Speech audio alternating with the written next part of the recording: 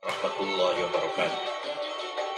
Bismillah, alhamdulillah, wassalatu wassalamu ala Sayyidina wa maulana Muhammad ibn Abdullah wa ala alihi wa sahbihi wa man tabi'a hudah. Ashab al-fadilah, sayyidina ulama, al-masyayikh, difna kiram, wal ashiqa, Islamiyah wal Arabiyah, wal Ajnabiyah, para ulama, para peserta yang hadir yang saya hormati, Hadratus Sufara, wal ashiqa. Imam Ghazali nama lengkapnya Abu Hamid Muhammad bin Muhammad At-Tusi Al-Khurasani, lahir tahun 450 Hijriah, wafat tahun 505. Lahir sebagai anak ulama tapi miskin. Maka ketika ayahnya meninggal, dengan adiknya Ahmad dititipkan kepada seorang namanya Ismail Al-Khurasani. Tapi setelah harta yang diberikan oleh ayahandanya habis, Syekh Ismail berkata kepada Ghazali, peninggalan ayahmu sudah habis, maka saya sarankan kamu masuk ke Madrasah An-Nizamiyah. Nanti di sana ada beasiswa lah, segala ditanggung. Maka masuklah Abu Hamid Muhammad remaja ke Madrasah An-Nizamiyah. Ketika itu rektornya atau mudirnya Al-Imam Abdul Malik Al-Juwaini yang terkenal dengan Imamul Haramain. Tidak lama, disingkat saja kalau rinci 2 tahun.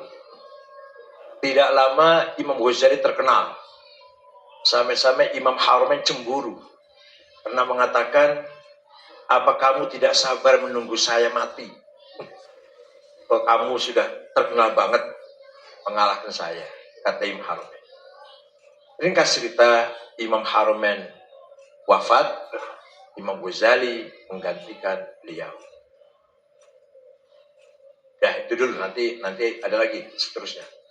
Lain sisi lain.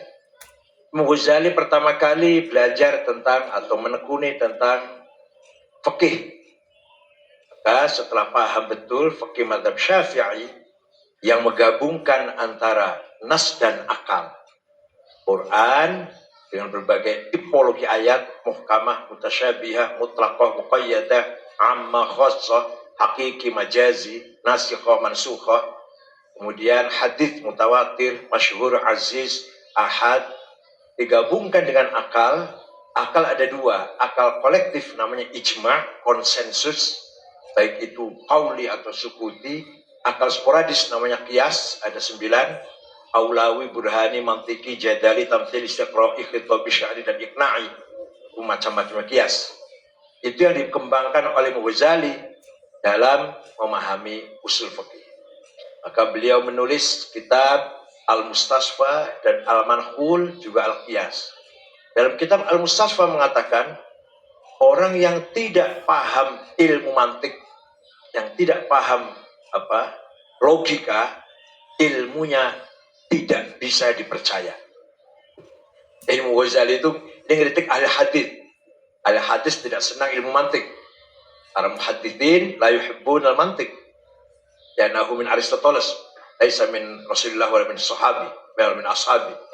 Pak Imam Ghazali dengan keberaniannya mengatakan, orang yang tidak bisa ilmu mantik, la taqata bi ilmi, tidak bisa dipercaya ilmunya. Mantik itu logika yang mengandung premis-premis minor, premis major, dan konklusi yang benar secara akliyah, secara rasional. Maka ilmu mantik menjadi salah satu perangkat ilmu yang dinamakan usul fiqh. Kemudian Imam Ghazali menulis ilmu fikih Al-Wajiz 1 jilid, Al-Wasit berapa, 2 jilid ya, dan Al-Basit. Saya nggak tahu Al-Basit berapa jilid, nggak pernah tahu saya Al-Basit. Itu ilmu fikih. Kemudian beliau menekuni ilmu kalam. Maka menulislah Al-Iqtisad fil I'tiqad Ijamul Awam fi Ilmil Kalam. Kemudian beliau menulis kitab-kitab akhlak, Mizanul Amal, Hidayatul Hidayah, dan lain-lain lah. Oh ya, dalam ilmu mantik menulis Mi'yarul Ilm Al-Qistasul Mustaqim. Itu sulit sekali kitab itu.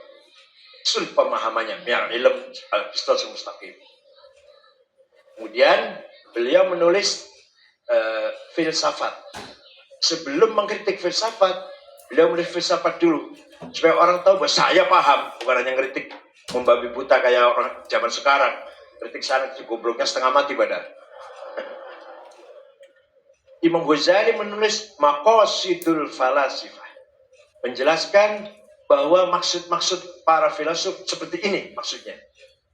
Setelah menulis Maqasidul Falasifah dengan baik, barulah beliau menulis Tahafudul Falasifah, kerancuan para filsuf.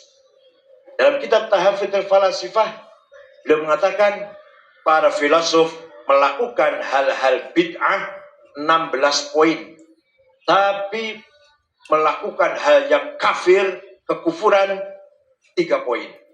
1, ya'taqiduna bi qidamil alam. Para filsuf mengatakan alam ini qadim. Qadim fi zaman, hadis fi dzat. Alam semesta ini sama dengan Allah adanya, bersamaan dengan Allah adanya. Walaupun alam semesta ini akibat dari adanya Allah. Ada Allah, maka Allah menjadi illah, al-illatul ula, kemudian ma'lulnya adalah alam. Tapi adanya bersamaan. Seperti adanya matahari, pasti ada siang. Kenapa? Karena Allah itu maha sempurna. Al-illatul kamilah, al-illatul tamah, elat yang atau sebab yang sempurna. Kalau ada Allah belum ada alam, berarti Allah bukan tidak sempurna. Itu cara berpikir para filsuf. Kemudian ketika Allah ada, kemudian tidak ada alam, baru setelah katakanlah 1.000.000 tahun atau katakanlah 1.000.000 tahun baru ada alam. Maka antara Allah dan alam itu apa namanya? Ketika Allah qadim satu, alam belum ada, masih Allah belum ada, maka baru ada setelah 1.000 tahun, katakan angka saja ini, angka aja. Itu antara Allah dan 1.000 tahun itu apa yang ada? Di situ pasti ada masih Allah. Berarti masih Allah itu alam yang dikatakan oleh masih Allah. Kemudian kenapa Tuhan memilih zaman tertentu 1.000 tahun? Kenapa enggak 999? Kenapa enggak 1.000 tahun? 1.001? Kenapa? Pasti ada sebab. Kalau ada sebab, berarti Allah terpengaruh oleh sebab itu. Kalau tidak ada sebab, berarti Allah menciptakan alam. Apa? Bahasa Jawa tambah nganggur, iseng daripada nganggur. Jadi mengapa Allah itu pilih mewujudkan alam dalam waktu tertentu? Kalau jawabnya ada faktor yang menjadikan mempengaruhi Allah memilih waktu tertentu, berarti Allah kalah, terpengaruh oleh sesuatu itu. Kalau nggak ada apa-apa, berarti Allah menciptakan alam ya daripada nganggur lah, iseng-iseng aja. Padahal di Quran dikatakan penciptaan alam bukan abad, bukan main-main. Nah, kemudian datanglah Imam Asy'ari mengatakan bahwa Allah tidak nganggur. Begitu ada Allah belum ada alam, tapi ada namanya ta'alluq soluhi. Ketika nanti sudah ada baru ta'alluq tanjizi. Para filsuf tanya lagi, ta'alluq soluhi itu Allah apa bukan? Kalau jawabnya bukan, berarti ada yang bukan Allah bersama Allah. Walhasil menurut para filsuf alam qadim di zaman hadith fidzat. Imam Ghazali mengatakan pendapat ini bisa menyebabkan para filsuf kufur, keluar dari agama, karena jelas sekali bertentangan dengan nas Al-Quran yang mengatakan bahwa hanya Allah yang qadim, masih Allah itu hadir. Banyak sekali alasan-alasan Imam Ghazali, tapi semuanya itu dalam hal perdebatan falsafah yang kemudian nanti akan disalahkan oleh Imam Ibn Rushd dengan kitabnya Tahafud, rancunya Ghazali dalam menulis kitab Tahafudul Falasifah. Kedua, kafirnya para filsuf mengatakan Allah tidak mengetahui juz'iyah. Allah la ya'lamul juz'iyat. Jadi Allah hanya tahu yang universal, yang general. Api mendekati kertas, ya terbakar. Itu aja tahunya. Bahwa hari ini ada kebakaran, Allah nggak tahu. Sebab ilmu Allah la ta'alaq biz zaman wal makan. Kalau Allah tahu sekarang ada kebakaran, berarti ilmunya Allah tergantung atau terkait dengan zaman sekarang. Kemarin ada kebakaran, Allah tahu, berarti Allah ilmunya terbatas dengan kemarin. Kak, Allah tahunya cuma kalau ada api mendekati kayu atau ada konslet arus pendek, ya kebakaran. Itu aja tahunya. Bahwa sekarang ada gedung kebakaran, Allah tidak tahu. Kenapa? Karena Allah tahu sekarang ada gedung kebakaran, berarti ilmunya Allah disifat dengan sekarang. Karena ilmunya Allah tidak bisa terbatas dengan waktu dan ruang. Panjang debatannya ini, ya enggak. Itu aja secara umum dulu. Yang ketiga, pendapatnya para filosof yang kedua ini menyebabkan para filosof kafir. Yang ketiga, al-ba'tsur ruhi. Nanti di akhirat ketika di surga itu hanya rohani, bukan jasmani. Kenapa? Karena kalau fisik pasti rusak, pasti ada akhirnya. Ketika hidup di surga itu abadal abidin selamanya, berarti bukan materi, bukan fisik. Karena tabiatnya, nature-nya materi akan berakhir rusak. Ketika Allah mengatakan di surga nanti selama-lamanya, berarti bukan kehidupan fisik materi, tapi itu kehidupan rohani. Lagi-lagi Imam Ghazali mengatakan, yang ketiga ini juga menyebabkan para filosof kufur.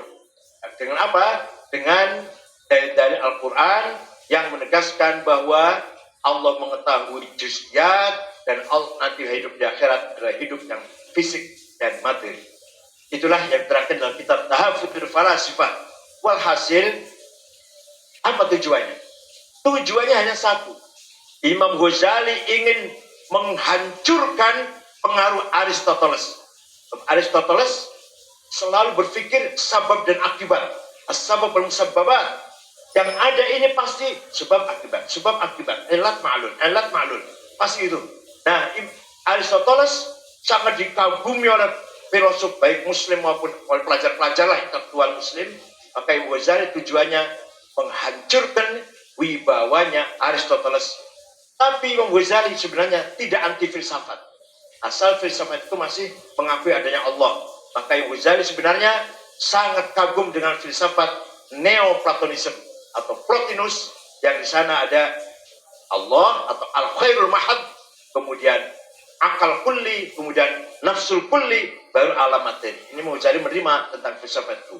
Bahkan kalau kita baca Ihya Ulumuddin, banyak sekali Imam Ghazali mengambil dari Homerus, dari Plato, dari Empedokles dan Pythagoras, banyak kutipan-kutipan di Ihya Ulumuddin. Dan kemudian Imam Ghazali mengatakan bahwa filsafat itu rancu, tidak bisa menjadikan orang ini berkualitas atau dalam kehidupannya tidak mungkin benar kalau hanya berpegang pada filsafat. Nah, Imam Ghazali coba-coba dulu asalnya masuk ke dunia tasawuf. Pertama kali beliau menulis Minhajul Abidin, bukan kitab tasawuf, bukan. Ini baru metodologi ibadah. Supaya ibadah itu berkualitas, maka begini. Itu ditulis dalam kitab Minhajul Abidin. Laisa min kutubit ada faqat Minhajul Ibadah. Kemudian Imam Ghazali coba-coba menulis tasawuf, banyak sekali. Al-Hikmah fi Makhluqatillah, Sirrul Alamin, Mishkatil Anwar, dan lain-lain. Puncaknya adalah Ihya Ulumuddin. Di dalam kitab Ihya, Imam Ghazali separuh awal bicara syariat, dari babul ilm, babul miyah, babul tohara, babul sholah, dan seterusnya. Separuh akhir dibagi dua, rubu'ul muhlikat dan rubu'ul munjiyat.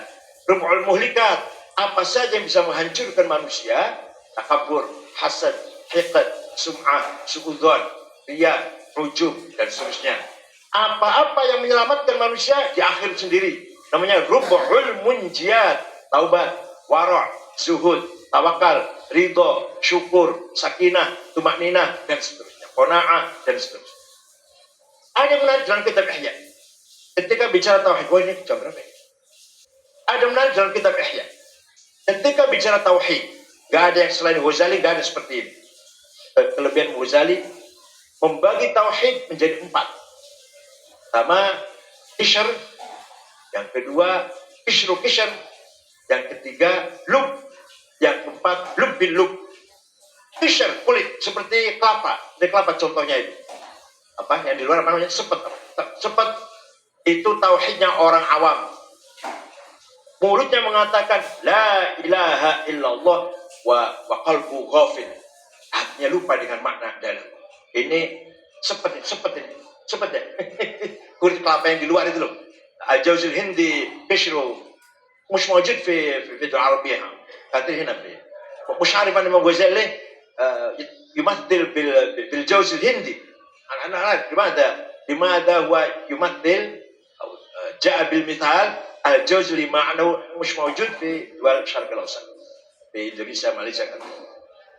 جوز الهندي kelapa له قشرين قشر وقشر بعدين له لب ولب اللب.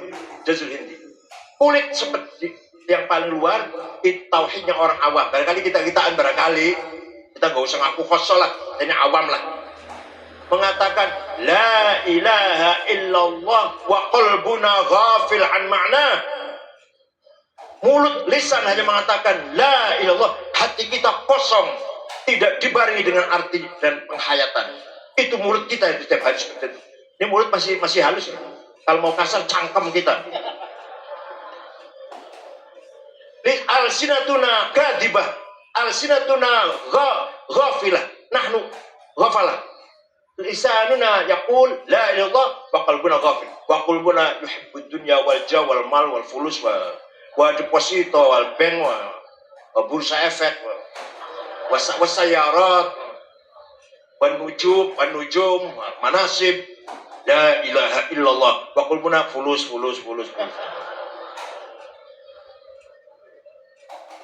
Nah, kishr, tauhid ini kishr. Wa kishr, ada kulitnya kulit. Itu tauhidnya orang munafik. Nah, yang lub, yang isi. Ini kita-kitaan. Ya, kelas menengah lah. La ilaha illallah. Artinya lihat bahwa semua yang banyak ini bersumber dari satu, wallah. Al-katrah allati ra'aituha bi'ain sadiratun minal ahadil wahid. Jadi ketika mulut kita mengatakan la ilaha illallah, itu artinya yang banyak ini, semua ini muncul atau diciptakan oleh satu al-ahadul ahad. Itu masih lub itu. Nah, sekarang kalau meningkat lub bil lub, santen, jadi santen. Apa itu? Akhirnya lub bil lub ini. Yang kelihatan cuma satu. Yang ada ini tidak ada yang kelihatan mata. Jadi sebenarnya kita aja. Sebenarnya kita ini tidak ada. Tapi kita ini diadakan oleh yang ada. Sebelum kata ada itu ada, sudah ada. Bahkan kita menggunakan kata ada karena ada yang ada. Kita menggunakan kata tidak ada karena ada yang ada. Contoh, Ahmad ada di kantor. Kita menggunakan kata ada karena Allah ada, bukan karena kita, bukan. Ahmad tidak ada di kantor. Kita menggunakan kata tidak ada karena ada yang ada. Maka yang ada hanyalah yang ada. Saya ulangi, belum paham. Kita ini sebenarnya tidak ada, tapi kita ini diadakan oleh yang ada. Yang ada sebelum lapal ada, itu ada, sudah ada. Bahkan kita menggunakan kata ada karena ada yang ada. Kita menggunakan kata tidak ada karena ada yang ada. Maka yang ada hanyalah yang ada. Bahkan kita ini hanya manifest dari yang ada tersebut. Paham alhamdulillah enggak ya? Enggak apa belum?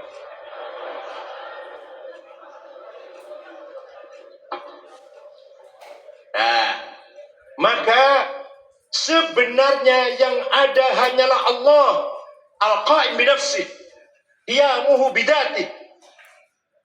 Kalau yang adanya diadakan berarti tidak ada. Wal adab. Kalau adanya diadakan. Kita ini hanya HGU, hak guna usaha. Kita diberi ada 70 tahun, 80 tahun, 100 tahun. Maunya berapa? Maunya berapa tahun dipinjami ada ini? Contoh, domir, pronoun, kata ganti ada 3. Ana, anta, huwa. Ana, aku. Ana Said, Ana Ahmad, Ana Toto, Ana Supardi, Ana Zainab, Ana Maryam. Paham kan? Paham ya? Silakan dipakai. Ana Ahmad, Ana Supardi, Ana Abu Bakar, Ana Hasan, aku Zainab, aku Maryam, aku Dewi, aku Evi. Mati semua nanti. Tinggal aku satu yang tidak mati. La ilaha illa ana. Tidak Tuhan kecuali ana. Artinya la wujuda illa ana. Tidak ada yang ada kecuali ana, kecuali aku. Artinya puncaknya nih, puncaknya. Artinya la ana illa ana. Tidak ada aku kecuali aku. Aku Ahmad mati, aku Hasan mati, aku Toto mati, aku Sukarti mati, aku Zainab mati, aku Maryam mati. Tinggal aku Allah. La ana illa ana. Oleh karena itu zikirnya orang khawas, zikirnya bukan la ilaha illallah. Ana. Aku itu zikirnya yang paling top. Zikir khas ana. Zikirnya orang awam la ilaha illallah. Zikir yang ulama la ilaha illa huwa. Tingkat lagi khas la ilaha illa anta. Khasul khas la ana illa ana. Puncaknya ana. Gak paham ini ya, jelas gak paham ini.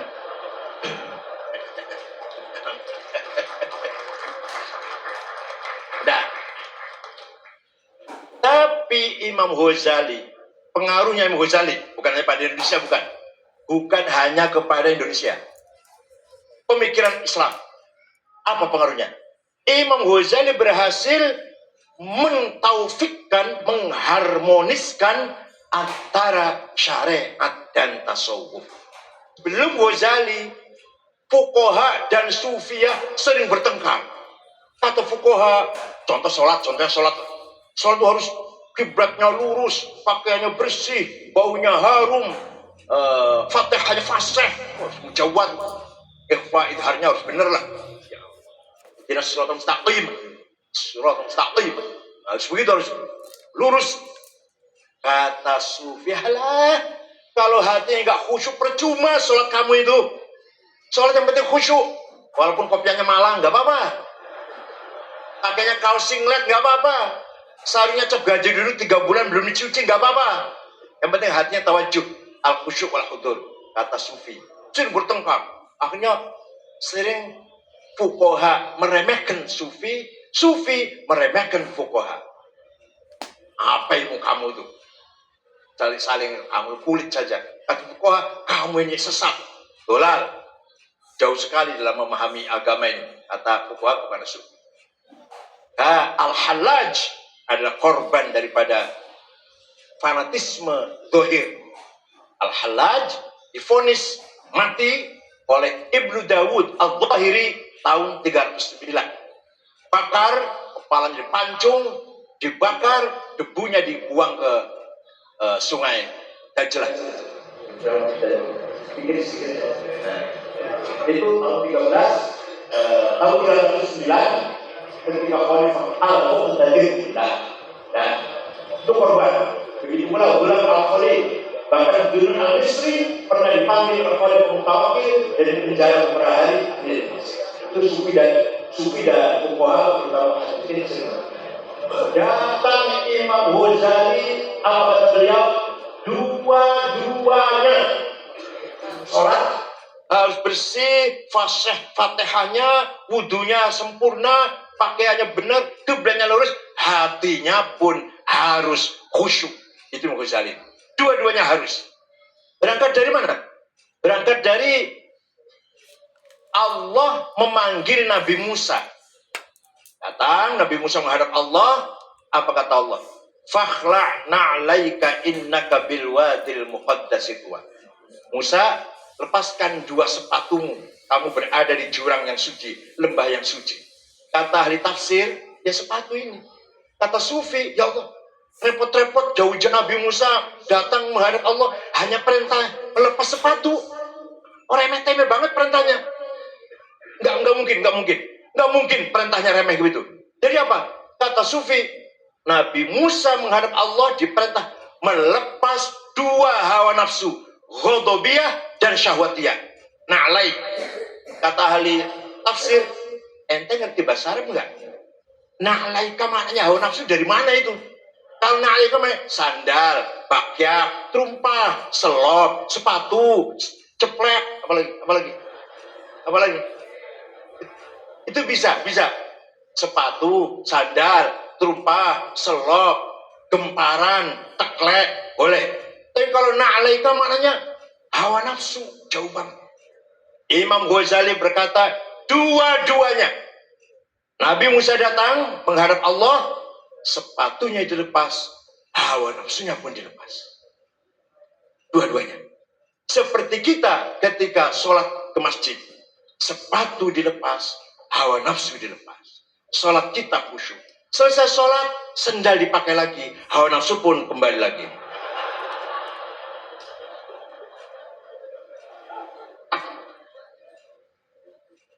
Itu Imam Ghazali dalam rangka menggabungkan antara syariat dan hakikat.